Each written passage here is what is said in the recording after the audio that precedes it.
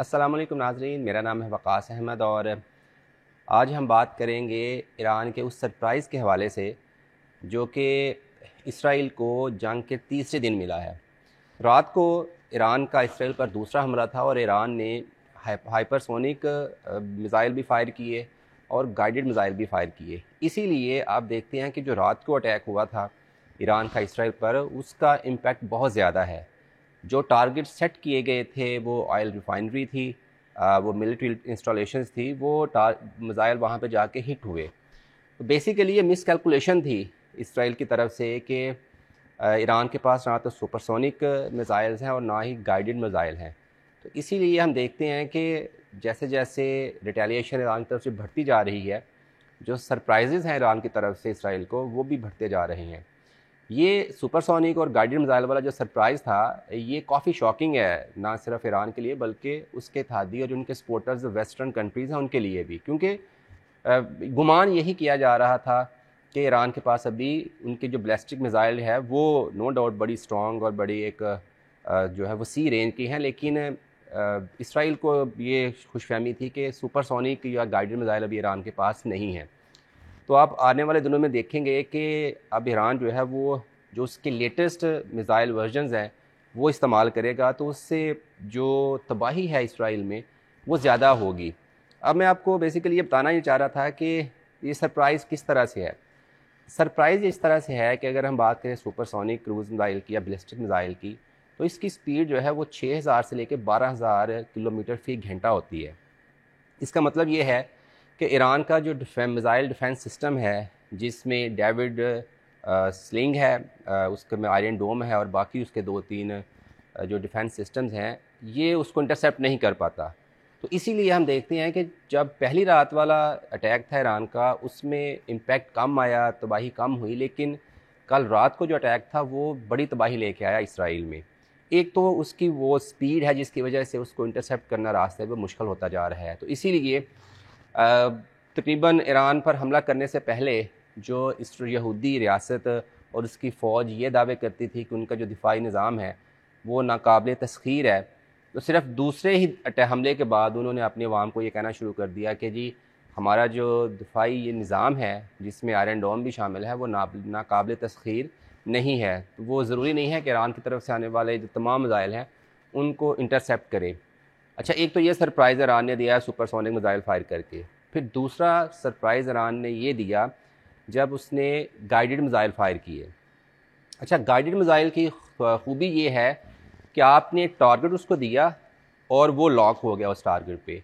उसने मैनूवरिंग करनी है, उसने अपनी पोजीशन चेंज करनी है, उसने जो डिफेंसिव मिज़ाइल अगर उस पर फायर होता है तो उससे बच के उसने टारगेट को हिट होना ही होना है। यानी आप ये कह लें कि ईरान ने ये डिसाइड किया कि उसने हैफ़ा में जो ऑयल रिफाइनरी है इसराइल की या बंदरगाह है उसको हिट करना है। तो वो मिज़ाइल वहाँ पर जाके हिट होना ही होना है, क्योंकि अगर इसराइल के डिफेंसिव जो मिज़ाइल सिस्टम है वो अगर उसको इंटरसेप्ट करने की कोशिश करता भी है तो एट द सेम टाइम जो गाइडेड मिज़ाइल है वो जो है अपनी लोकेशन और अपनी पोजीशन चेंज करता है, यानी मैन्यूवरिंग करता है, घूम करता है, चकमा दे के आगे निकल जाता है। तो ये रात को तकरीबन सिक्योरिटीज़ राय के मुताबिक 2 से 3 ये जो मिज़ाइल थे ये फायर किए गए। हालांकि 40 से 50 मिज़ाइल इसराइल कहता है कि उन्होंने ईरान ने फायर किए हैं दूसरे रोज़, लेकिन उसमें जो सुपरसोनिक थे और जो गाइडेड मिज़ाइल थे उनकी तादाद 2-3 ही है। और इसलिए आप देखते हैं कि एग्जैक्टली जो है वो मिज़ाइल जाके लगे हैं मिलिट्री इंस्टॉलेशंस पे, जो ऑयल रिफाइनरी थी और जो उनकी एटमी तनसीबात हैं। तो इसलिए ये जो सरप्राइज़ है ये जो हालिया तनाज़ा है ईरान और इसराइल के दरमियान, उसका बिल्कुल जो ज़ाविये हैं या पैरामीटर्स हैं वो तब्दील करने जा रहा है, क्योंकि जैसे जैसे ईरान अपनी कैपेबिलिटीज़ शो करेगा, ज़्यादा गाइडेड या हाइपरसोनिक, बल्कि अब तो इससे एक ऊपर भी आ गया है, पता नहीं वो ईरान के पास टेक्नोलॉजी है कि नहीं, हाई सुपरसोनिक।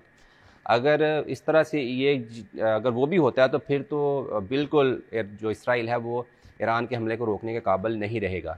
लेकिन इन दो सरप्राइजेज़ के बाद भी जो है वो इसराइल डिफेंसिव पोजीशन पर जाता हुआ नज़र आ रहा है, क्योंकि जितने ज़्यादा ईरान गाइडेड या सुपरसोनिक मिज़ाइल फायर करेगा उतने ही ज़्यादा जो एग्जैक्ट टारगेट्स हैं वो इसराइल में हिट होंगे।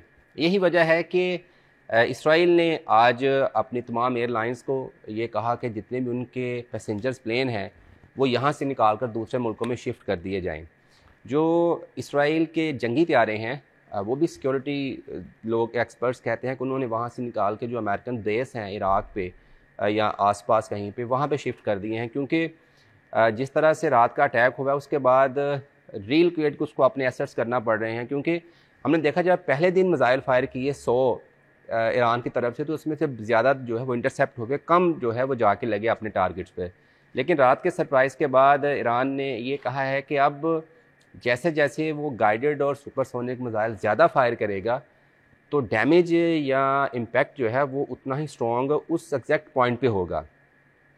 ईरान ने इसराइल ने रात को पहले जो ऑयल रिफाइनरी पे अटैक किया ईरान की, और दोबारा से मिलिट्री इंस्टॉलेशंस को टारगेट किया, तो इसीलिए ईरान ने भी गाइडेड और सुपरसोनिक मिसाइलों के ज़रिए इसराइल के भी मिलिट्री टारगेट्स को और ऑयल रिफाइनरी को टारगेट किया।